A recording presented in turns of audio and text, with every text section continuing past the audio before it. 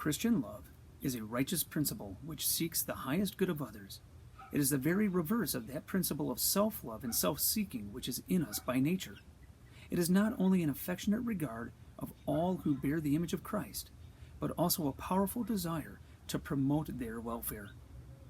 It is not a fickle sentiment which is easily offended, but an abiding dynamic which many waters of cold indifference or floods of disapproval can neither quench nor drown. Though coming far short in degree, it is the same in essence as his, of whom we read, having loved his own, which were in the world, he loved them unto the end. Defying Decay, profiting from the word, next on So What.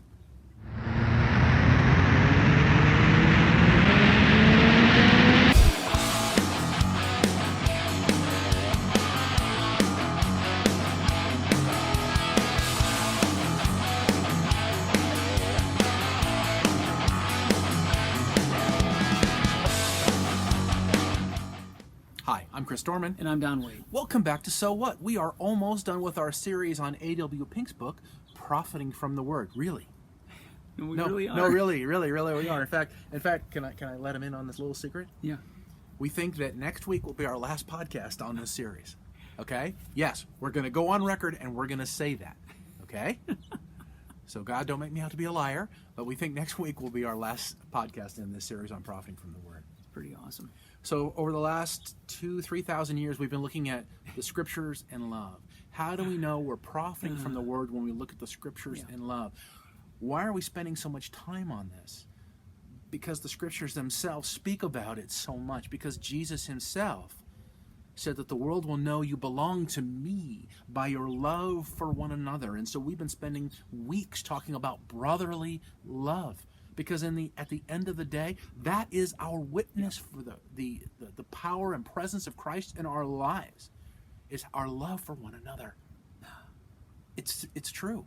And it's so serious that Paul said at the beginning of 1 Corinthians 13, verses 1 through 3, look, it doesn't matter if you die a martyr's death.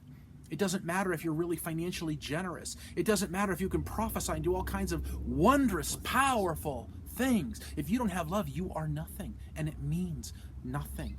John in his first epistle said, look, if you don't love your brothers, you don't love God. It matters. And so it warrants taking the time to look at the most famous passage really in literature about love, I think. 1 Corinthians 13.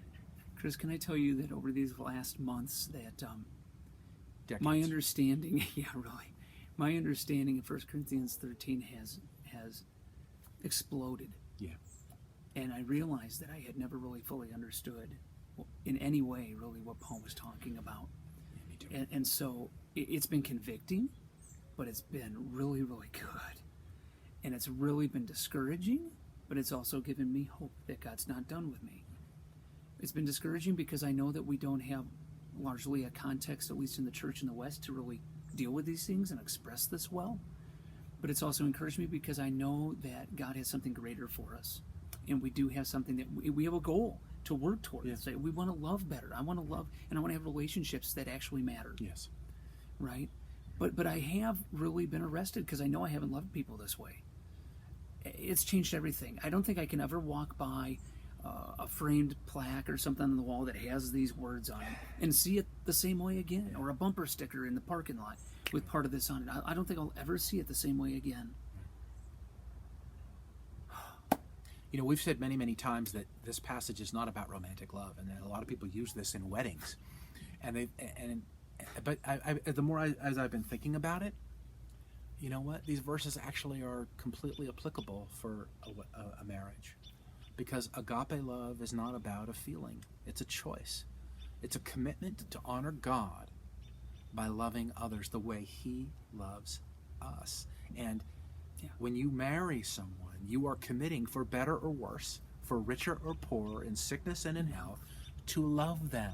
Not have ooey gooey, sentimental, gushy, warm, fuzzy feelings about them, but to be patient and to be kind and to not be envious and not to be boastful and not to be self-centered, but to protect or bear, Right?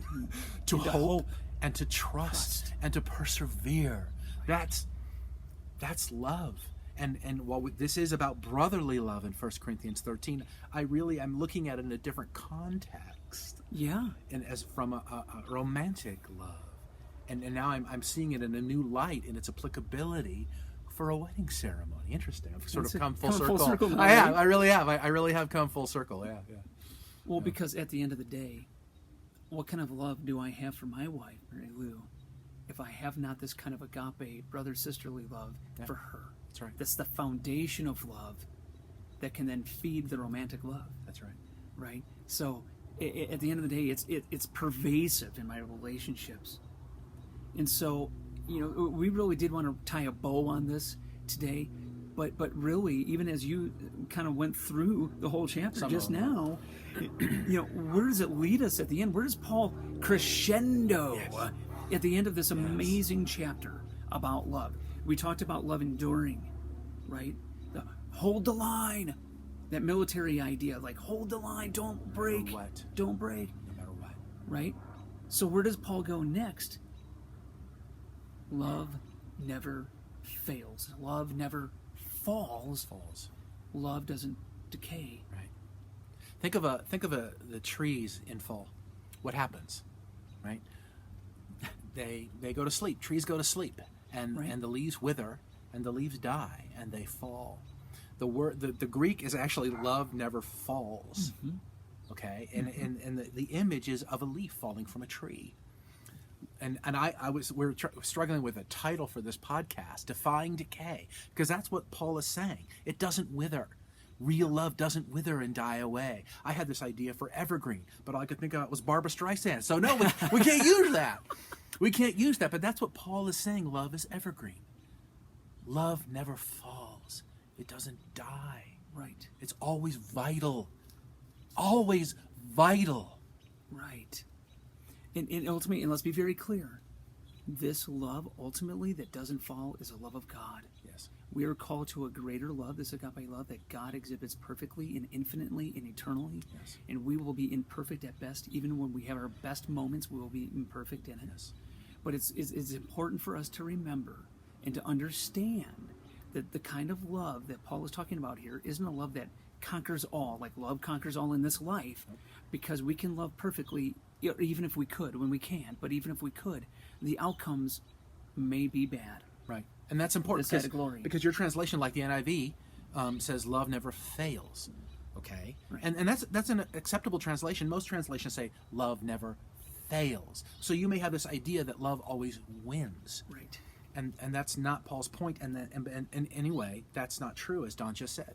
Love doesn't always win. How many times in your life have you loved somebody with all of your capacity to love, the way God's called you to, and yet the relationship remained broken, or the person abandoned the relationship? Yep. I mean, our own life experience shows us that the Hallmark Channel way of looking at love just is not real, right? But that's not what Paul's talking about. No. Look at Jesus. Did Jesus love well? Mm-hmm. Jesus loved perfectly, and he couldn't win everybody over. He didn't win everybody over, and ultimately he was rejected, hated, and murdered. Paul loved well. He loved, and he gave of himself over and over and over again. Remember, what got Paul arrested is he went to Jerusalem. Why did he go to Jerusalem? As an act of mercy. He'd been collecting money for the starving Jewish Christians in Israel, took that money to help alleviate their suffering. He was warned, if you go back, you're going to die. If you go back, you're going to be imprisoned, and who knows what's going to happen. He goes, I have to go. I have to go, and I will go. So ultimately, what got Paul killed was his brotherly love for others that put their well-being ahead of his own. When it was prophesied to him that he would be arrested for being there, and started a chain of events which ultimately, years later, ended in his martyrdom. Right. I mean, look, even thinking about that, Jesus loved Judas well. He loved him with this kind of an agape love. Right. Knowing what Judas was born to do. Yeah. He loved him well. And it didn't change the trajectory of Judas's heart. He still forsook his master. That's right. So don't get this idea that love wins. Okay? Right. Because in this life, it doesn't always win. I think that's an important distinction, right, in this life. Right. Ultimately, God's love prevails. It does not fail. And it endures. It will not fall. Right. Right? And that's the whole, as you go on and read 1 Corinthians 13, that's his point. Prophecies and tongues, those are going to disappear. Those are going to go away. But love will always remain. Right. It will always be there. But in this life, it just isn't that way. It just isn't that way. So don't get this idea in your head when you see the word fail. Right. If you're loving well and relationships die, it doesn't mean you didn't love well. It doesn't mean you didn't express real agape love. It just means that we're in a fallen world and things are fallen and things are broken and things don't always work out the way we want them to, which drives us to the cross and draws us unto him and to his example, who loved even those who didn't love him.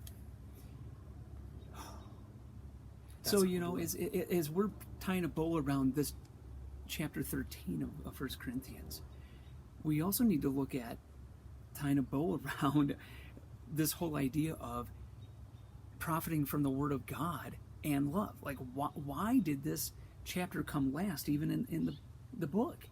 Why did the author, A.W. Pink, decide that love was the way he would end this little treatise on profiting from the Word? And how do I know if I really am getting anything out of it?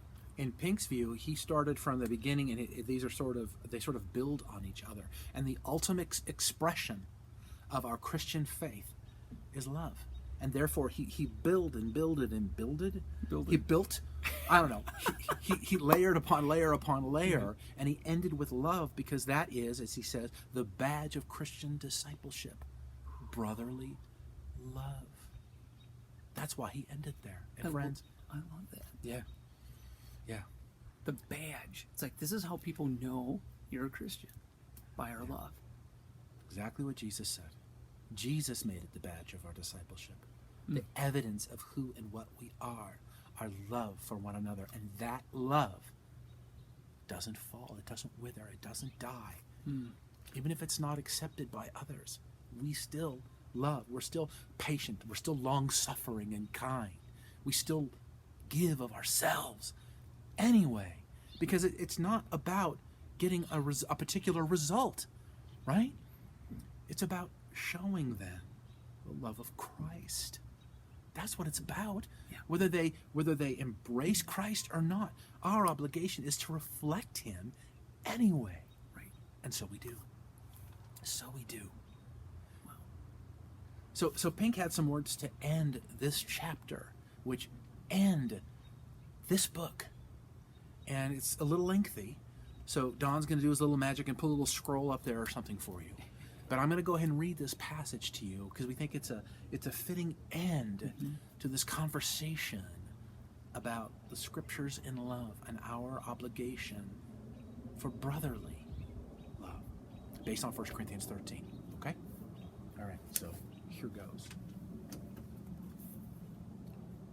We profit from the Word when we are taught the proper cultivation of Christian love. We suggest 2 or 3 rules for this. First, recognizing at the outset that just as there is much in you, in me, which will severely try the love of the brethren, so there will be not a little in them to test our love. Forbearing one another in love is a great admonition on this subject, which each of us needs to lay to heart. It is surely striking to note that the very first quality of spiritual love named in 1 Corinthians 13 is that it suffereth long. Verse 4.